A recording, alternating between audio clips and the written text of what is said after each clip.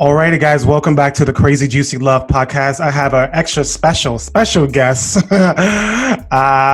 David Gustavo, all the way from Orlando, Florida. Thank you for being here. Oh, thank you. I appreciate the invite. This is quite exciting to be on this podcast.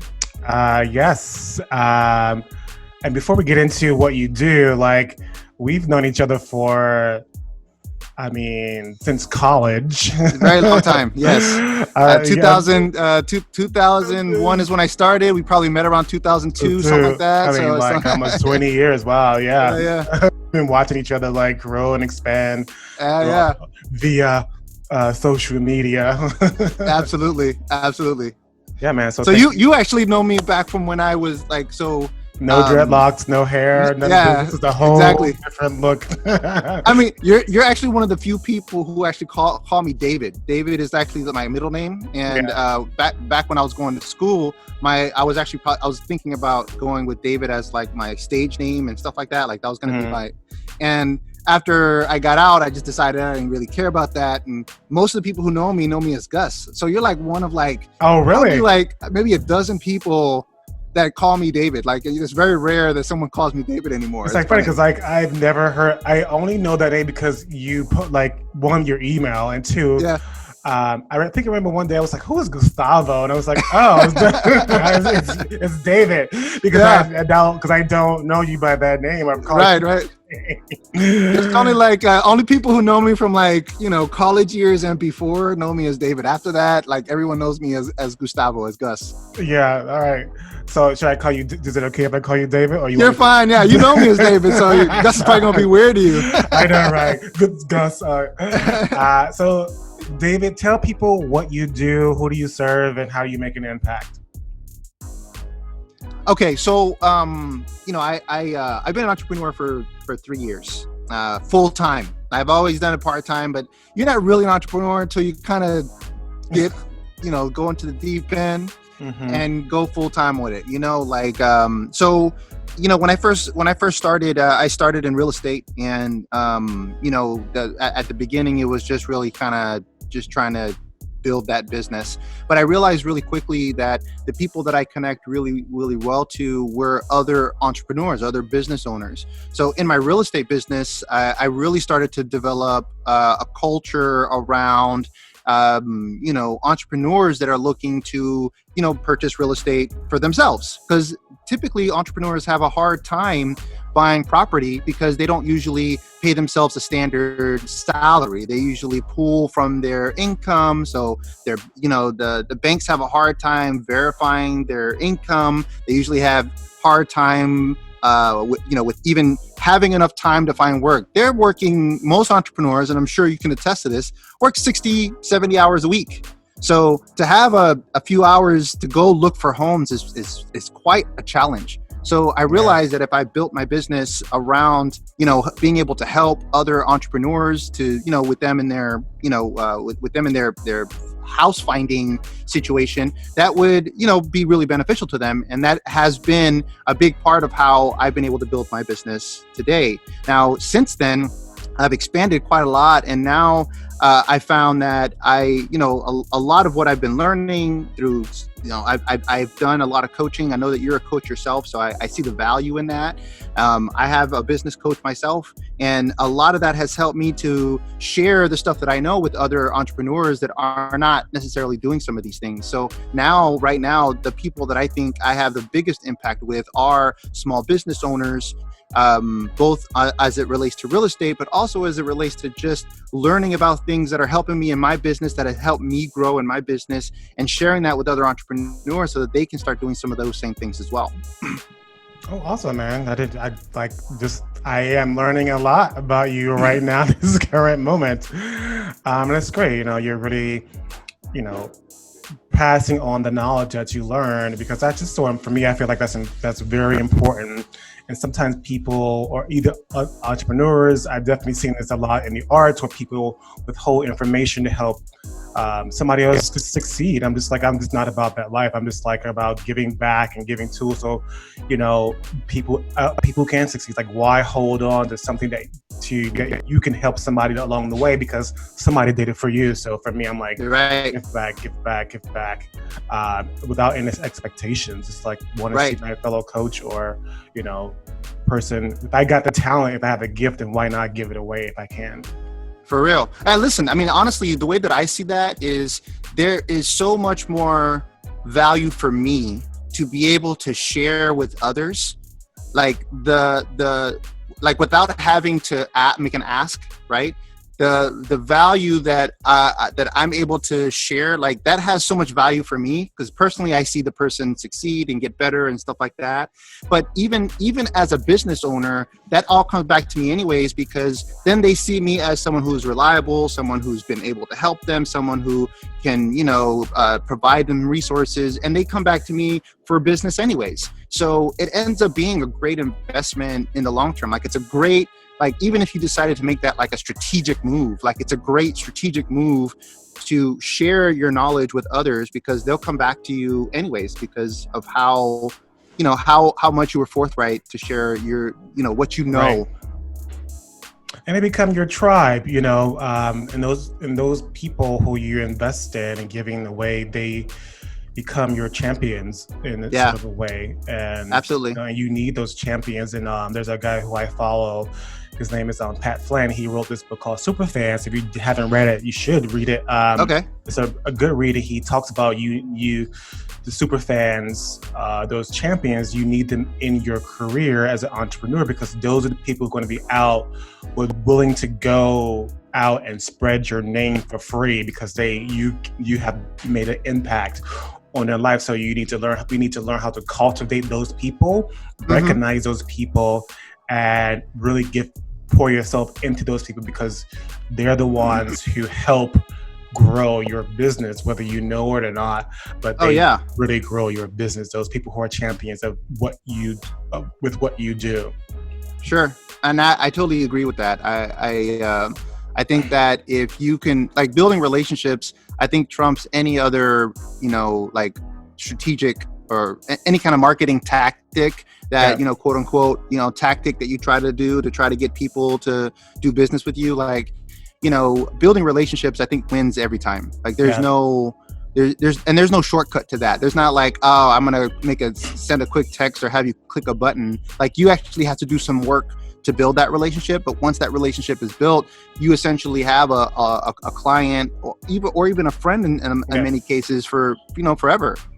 Yeah. And even like now my business coaches are like, now is the time to build relationships. Now is the time to really check in and see how people are doing. Just really connecting with your people and tell them how you're doing. Like, don't hold back, be vulnerable, like share yourself with them, not just like asking, trying to get their money, but it's your time to share yourself, be vulnerable, connect personally, let them see you, what your business is up to, be vulnerable about that. And people out there are willing to help you just by you just sharing yourself and what you're up to and how this whole pandemic has been affecting you, like being open to sharing yourself. Absolutely. I mean, I think this and it's interesting that you say that because a lot of, in real estate, for example, a lot of what's happened is people have decided that they want to hold back. They want to wait to see what's going on. And, they're not ready to necessarily make a move or what have you. I mean, there are still some people out there, but, those are in the minority. And what I've done to kind of adjust for that is to use this time, just like what you're talking about, is just to, call them and say, hey, how are you doing? Like, how are you getting through this? Is there anything that I can do to help you in this challenge? This is what's happening with me. This is kind of what's been going on in my world. I totally understand what you're going through. You know what I'm saying? Like all of that stuff. So I what you're saying is right on point. On point. And that's another point. Like one of my coaches in my coaching business group, they were saying like pick up the phone and call and like just check in, check in and see how they're doing. And it's also too like what you just said, how can I serve you? And even if it's not like buying services, but and this is a really good point, because that person will tell you their problems and what they're dealing with, and then you as the entrepreneur have an opportunity to find out how to serve that person, whether it's Right. content or something free or some kind of opt-in or something.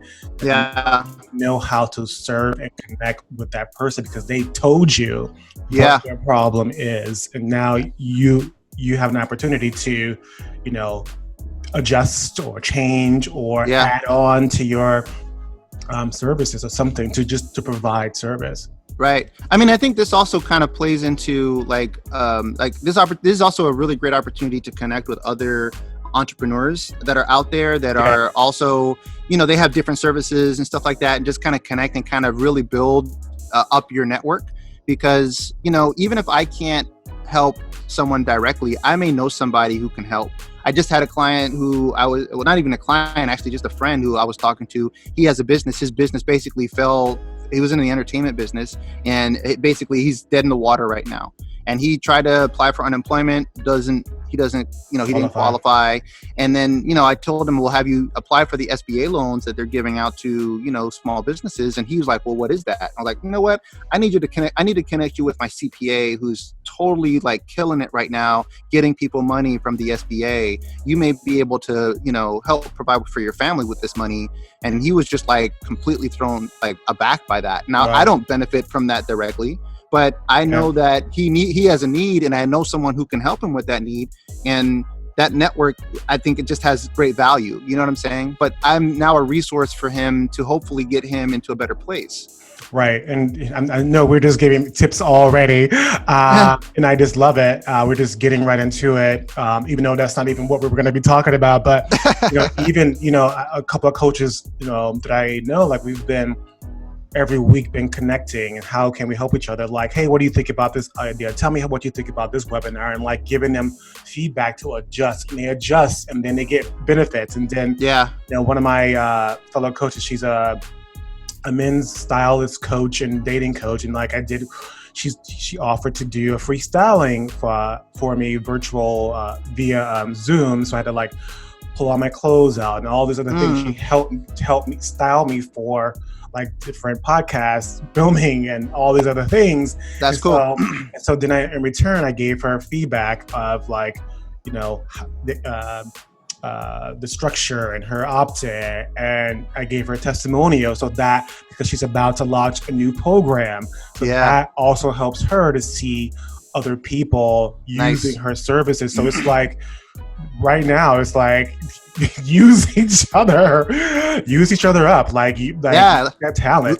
Leverage is great. I mean, especially when you have, you know, someone like yourself, who you're like putting yourself out there and stuff like that. Like this is awesome. I think what you're doing here, I think is creating a lot of value for people, and being able to connect with you. I am definitely going to share this with all of my sphere, right? So now you're connected to my sphere, and hopefully I'll be connected to your sphere, like, and we can help each other that way. So I do think that there's a lot of benefit to, you know, really building up that network. If you're an entrepreneur, building up that network that way. But you know, I'm right on base with you. I think we're talking the same language. No, we are talking the same language. Just before we get into what you have prepared, it's like this quick check-in is like, how's your family doing? How are you doing with what's going on in the world? So, I mean, we're all things considered, you know, we're not in a bad place, which is good. You know, we were, you know, my wife's an accountant, so she was very good. She's staying busy right now, and she was really, really good with helping us to, you know, organize our finances, so we have a little bit of a cushion. So, you know, it's a little bit, so it's not a lot, but so that's been helpful. My business has definitely had an impact, and my real estate business specifically has had an impact in this. So, you know, I'm not doing no business, but I'm doing much less than we typically see this time of year. And, you know, people are concerned, they're nervous, but at the same time, there are still people that are out there that they need to buy property, and that's both on the residential and commercial side. You know, people are making moves for reasons that are outside of COVID-19. I mean, you know, I heard this story, well, actually from my coach, and it was in the coach's like group, and I've heard, as soon as she said it, I was like, I keep hearing this story over and over again, and the Walmart and Kmart story. Have you heard of it? Mm-mm. So during the financial crisis back then,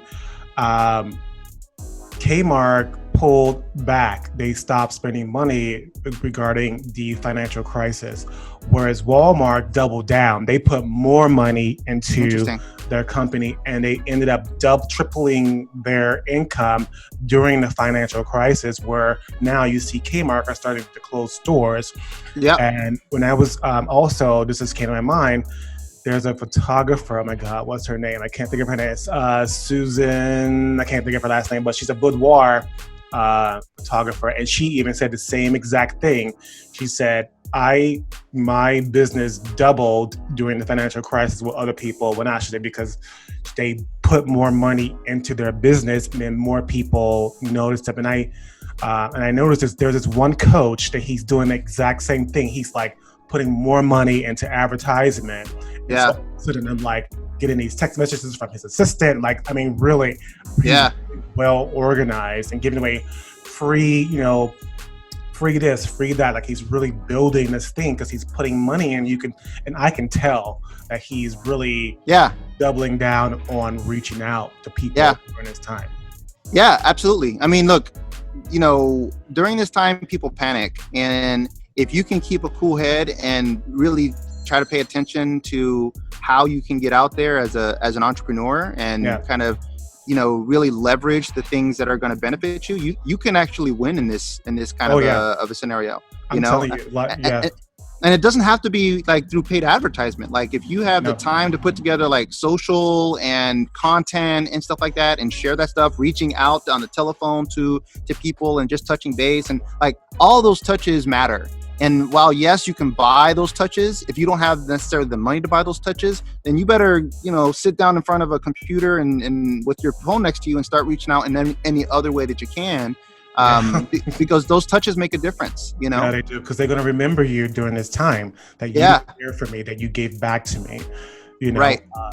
So let's get into, I think we can keep going now. So, tell us like what you provided that you think that it's going to really make an impact for people during this time, and like how can your tools like just go into what you think that people can take advantage of right now.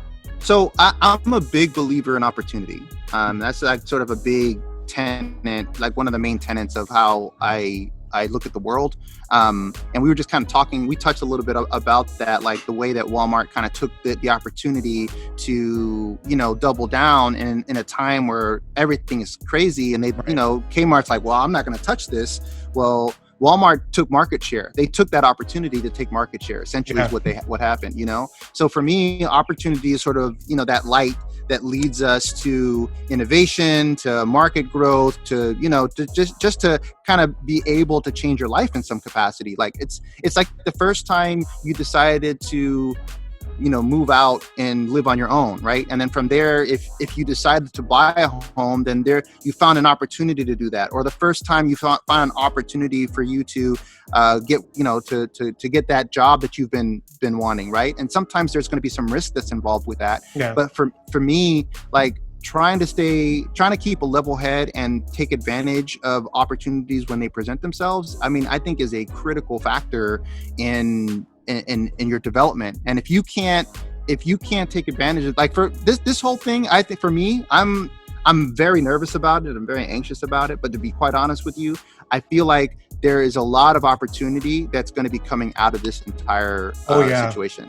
And that's going to be from real estate, for e-commerce, for just the way that people interact. Like, there's going to be a change in the way people engage with each other. I think this is kind of like a wake-up call for people on a number of levels, right? This whole pandemic was just a wake-up call on a number of levels. I think we're going to see changes in the healthcare industry. I think we're going to see changes in technology. I think we're going to see changes in the way that people conduct themselves in public and events and all kinds of stuff, So being able to take advantage of those opportunities, finding a way to fit in, and whether that's you're an entrepreneur or you want to work for a company, like understanding where those opportunities are going to present themselves and Right. positioning yourself in a way where you can actually benefit from that opportunity. Like that's the game, in my opinion. Like Right. that's the main game, in my opinion. I mean, there are a lot of free webinars, classes happening, Oh yeah. especially with Harvard University, a lot of free classes. Mhm. Yale University, a lot of free classes. What is one I just took recently was start small, think big. A lot of free classes of how things are changing and how you can keep up and what you should be doing with your platform.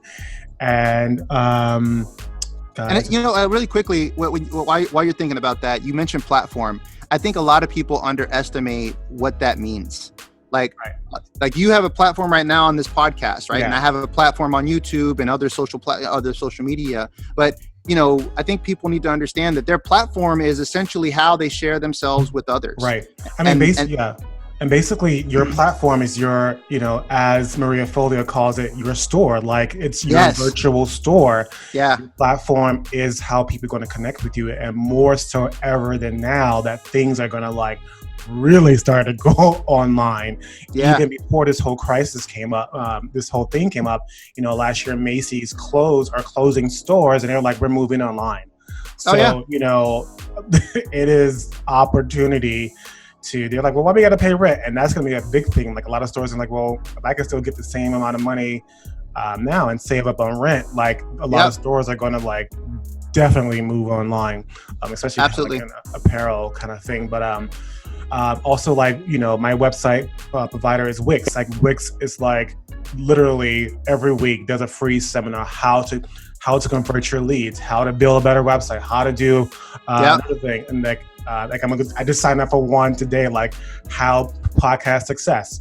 So I'm like, it's free. Boom. I got the time. I'm doing it. Take it. Yeah, absolutely. I'm taking notes. Yeah. And they get the recording. Yeah. And there's so many there's just so many opportunities in terms of the free, the stuff that you're talking about. The ability to build a website right now, you don't need to be a coder or anything like that. You can totally put a website up and yeah. You could be done with it in a day. And have a website ready to rock and roll. I built an e-commerce website in the matter of a week, and that's full e-commerce with pay portal and everything.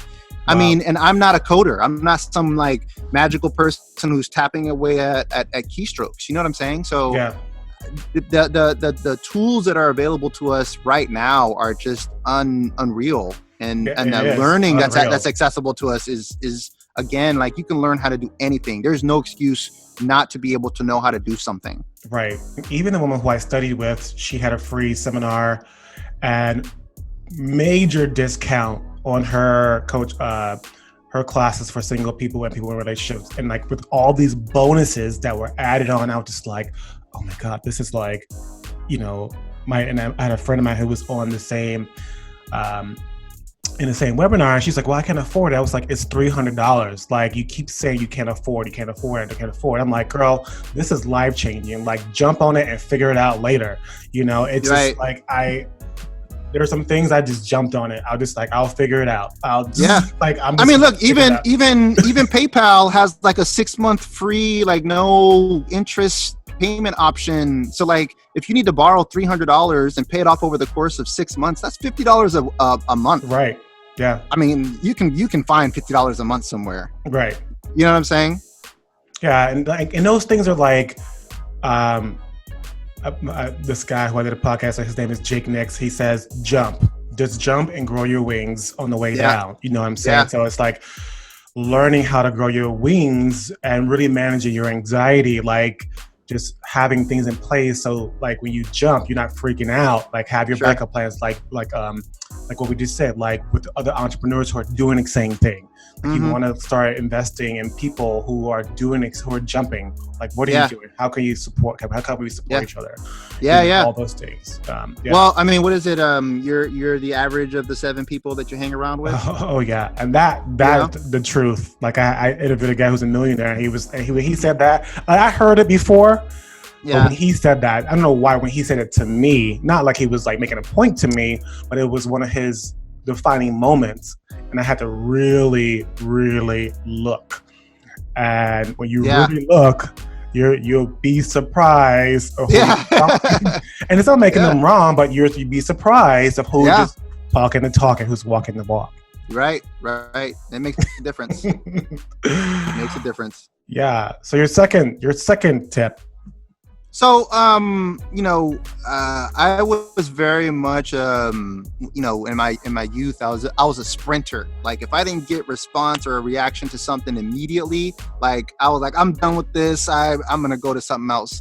And it caused me to, lose out in a lot of opportunities early on because I didn't have the wherewithal or the patience to kind of hold it through. So I've come to the understanding that really determination and patience are really critical elements.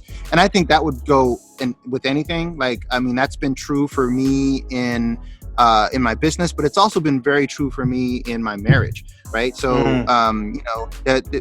those, having the determination to figure out like, hey, what's going on and what's going wrong and what's going right and how we can address those things. Like that's been sort of a real sort of, that was a big pivotal one.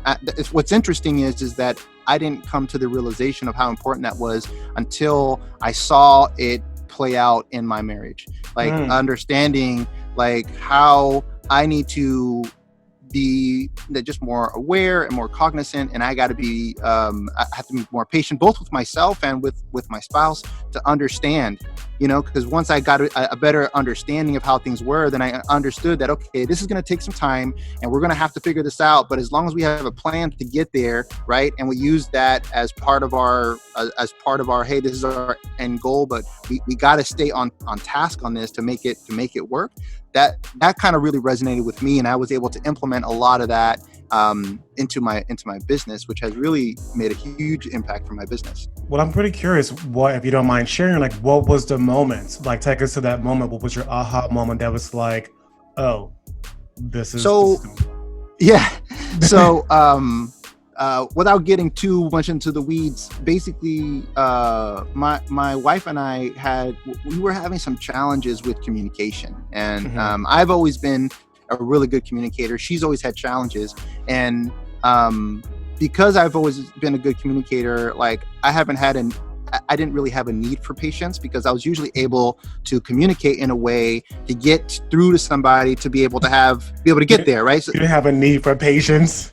Yeah, that was in terms of communication. In terms of communication, I didn't have really a need for patience in terms of communication because I was usually able to kind of like, okay, well, if I can get there, if I can communicate in a way to understand where you're coming from, then okay, fine, we can get there, right? But she always had a hard time kind of communicating her thoughts or her ideas. And no matter how I came about it, it would just take forever. And then, well, what would happen is that, she wouldn't be able to communicate. And then we would end the argument or discussion. And then it'd be like a week or 2 weeks would go by and nothing. And then all of a sudden she'd like randomly, I'm like, I think I'm kind of past it, but randomly she'd just come up to me. Okay, remember we were talking about 2 weeks ago, blah, blah, blah, blah. And I'm just like, what are we talking about? Like, I'm completely lost. And she's kind of and she would literally just start in the middle of the conversation, like just pick up where she left off, And, so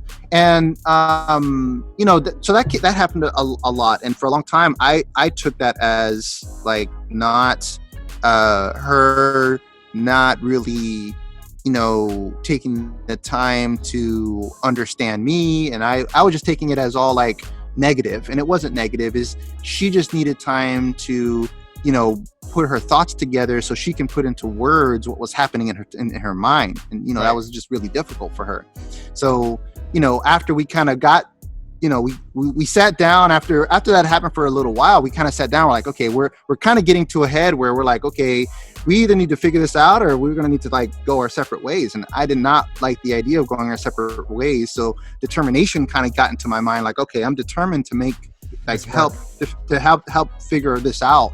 And we would sit down and just have conversations, and she would just kind of share with me, well, I can't verbalize is what she kept saying to me. So I was like, okay, I'll tell you what, from now on, whenever we have a conversation, I'm just going to have the expectation that, I'm going to be patient and wait, and just not expect you to respond right away. And that was very difficult for me for a long time. We probably went like 6 to 8 months like that, where we would have a discussion, and at the end of the discussion, she had nothing else to say. And I'd just be like, okay, I guess this is the time that I have to disengage and let her kind of simmer on it, and then come back to it, a few weeks later. And lo and behold, it started working. Mm-hmm. And after it started working, I started realizing that, okay, like if I can just keep at something and really have a plan and make sure that I'm patient to follow through with that plan, like I see results. And now I think we have we have a superior relationship to what we had before. And I thought it was already half decent, but our relationship now I think is on a completely different level, because now I understand how she processes information. And I realize that if we go into a discussion, I can't expect for that discussion to be resolved there. I need to let her simmer on it and come back to me with what she's been able to come up with, so that then we can continue that conversation and get to some kind of whatever the settlement is, Yeah, it reminds me of a quote that was on a podcast yesterday, and there's a quote I use it says, "Seek first to understand and not understood." So it's like, because when you're trying to get your point across first, like you can't even hear the other person. Right. Yeah. because you're trying to move on to the next thing. You're trying to move on. You're trying to you're trying to get this over with right quick. And that's really, right. A good point for, determination, and be patient. And sometimes, especially now, I definitely was in that sort of like cycle, not being patient, like learning. I'd like say that to myself over and over, and have breathing exercises over and over and over again, in order to like calm myself down. Okay, all right, well, what's the next move? Like just waiting and being patient, because it doesn't come just like that. Just like learning to have patience with myself. Okay, now I see the next move, because now I'm not like rushing into something. Now I see it. Okay, now I see it. Okay, now I see it. Like learning, building, because it's a habit and it's a practice. Sure. Absolutely. Patience is the practice. Yeah, absolutely. So yeah. No, I completely agree with that. Yeah. And then, the last thing that I would say is, finding your big why, like, why are you doing any of this? Whatever it is that you're doing, like, why? Because once you kind of identify the why, then it helps you to identify, like, if the thing that you're doing is in line with that, Like for me, my big why is, I do this because I really wholeheartedly want to be able to be in a position where my little one can decide to go to whatever school she wants to go to, and my wife wants to go back to school, and I want her to be able to do that. And my big why is to get us to a place where, we are financially secure enough where she doesn't have to work, and she can actually go back to school. And my daughter, if she wants to go to whatever school, she can go to whatever school that she wants to. And, that's a big driver for me. And everything that I'm doing is really, to achieve that goal, like figuring out my why has helped me focus on what things I should be doing and what things I should not be doing. Because, I guess a second bonus to that is understanding when to say no to things, right? Yes. You know what I'm saying? Because that was a hard lesson for me. Yeah. It's hard. It's hard to say no. Because it also depends on, in coaching, it's like what your core belief about yourself is. That will determine whether you start to say yes or no, especially if you are a people pleaser by nature. You will say yes to anything. And, especially teaching in relationships, that what I've learned too is that, if you don't know your why, and your why you want to be in a relationship, why you want to be in love, what makes you tick Yeah. about love, or why you want to be married, you will fall for anything. Like if you're Yeah. not clear about your why, you will fall for anyone and wondering like, why am I in this like messed up, fucked up relationship? Right. Overall, why am I attracted? You'll ask those kind of why is this happening to me? Why am I attracted to something? It's like because you don't have a why. You don't have a why you want to be in love, why you want to be in a relationship. You haven't really defined that. And it's a great TEDx talk with Simon Sinek. It went viral on like really focusing your why, because your why drives you Yeah. that thing, and you send out your your brain receptors out that thing, and once you're so clear, nothing else you get to like, no, that doesn't serve me. Is this going to be in the way of me getting to that goal? Sure. No, I'm not going to do that. And people will get offended, and that's what I think. People get caught up in like people's expression. Don't make it mean anything. People's expressions and their reaction to you has nothing to do with you. It has all to do about them. As long as you're connected to your why, their response doesn't even make a difference. Yeah, and I love Simon. His stuff is really good. If your listeners have not heard of him or not watching him, they need definitely take a look at what he has to offer. He's got some really, really good stuff. I was going to say something to that effect. The thing, my coach actually kind of got me on this, and she said something that was really, really powerful for me. And she said, whenever you say yes to something, you're by default saying no to something else, because you can't say yes to everything, right? So that means that if you are saying yes to something, you're saying no to something else. I mean, within a threshold, obviously you can do, most people can chew gum and walk at the same time. But, if you got like 20 things on your plate, then the likelihood is that you're not doing all 20 things to excellence, right? You're sacrificing something in all of those things. Yeah. So, by saying yes to doing one other thing, you're definitely saying no to doing something else, at least to its peak efficiency, or to the level of excellence that it deserves. Yeah. And also too, Shonda Rhimes talk about this, and Oprah as well, like saying no is really saying yes to yourself, and saying yes to things that deserve you is really saying no to the things, saying no to you and the things you have to do. Just one more thing that you have to do that's keeping you away from the thing you need to do, or you want to do, or love to do. Yeah, that's a smart way to look at it too. Yeah, I agree. That's good. Yeah, man. So I really appreciate you being here. I'm going to ask you a question that I ask everybody else. Okay. So you ready? Yes, let's do it. So what are you learning about yourself or love of life in this present moment with everything that's going on? What are you learning? I am learning that, so about myself, I'm learning that I'm not used to anxiety, and being anxious does not suit me well. I'm sure that's normal. But I'm just not used to being anxious about stuff. So learning how to handle anxiety. So that's been sort of an eye-opening experience. But I also find myself, even through these troubled times, still looking at what opportunities are out there. So I still find myself being optimistic, which is good. I feel like that's a healthy situation where I'm not like doom and gloom over everything. I see that there's definitely some optimism and some opportunity that exists.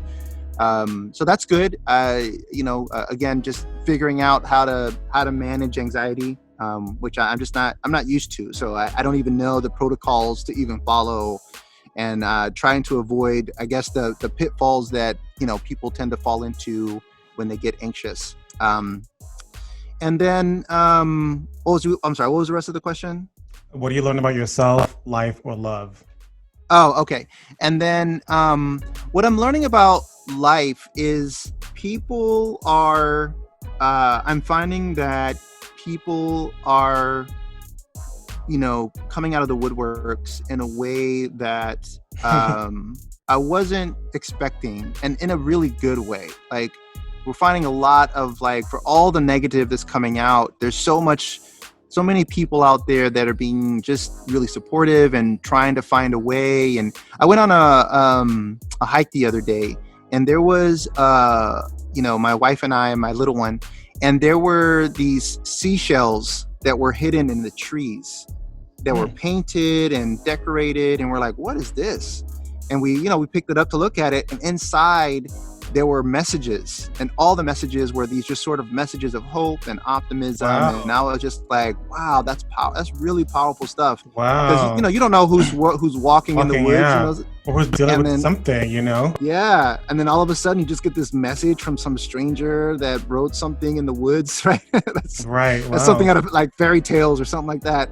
So, people are making efforts to find the hope in all of the sort of the dreary doom and gloom that exists, and that's really promising for me. I really feel like, that is going to be part of what helps us get through all of this on the other side in a better place, not only as individuals, but as a people. And I think that that's one thing that's been missing from our politics and our world views is that, I think as Americans, we've had a hard time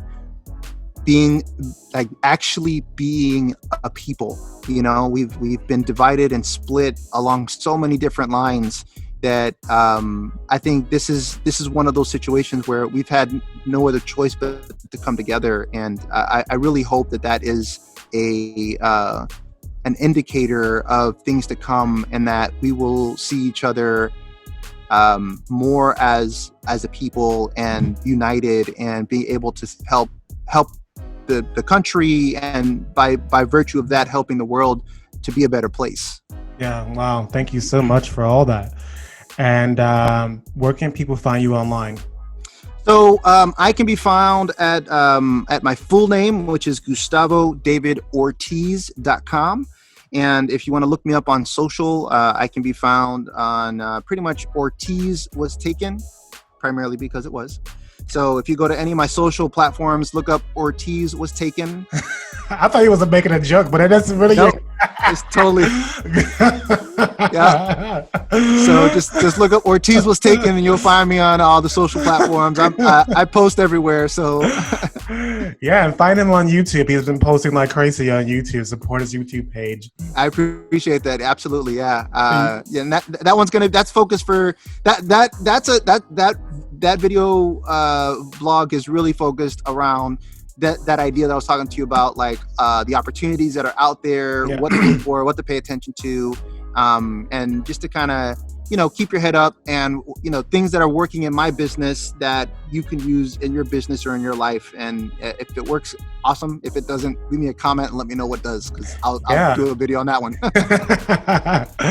Well, thank you again, David, for being here. And, guys, look him up, check him out. And please, guys, don't forget to share, subscribe, and leave some comments in the box.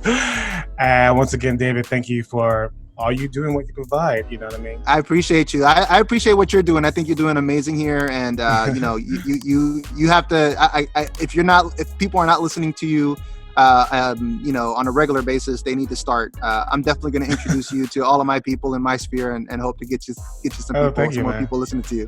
Thank you, man. You're doing some great stuff. Thank you. Awesome. Buddy. All right.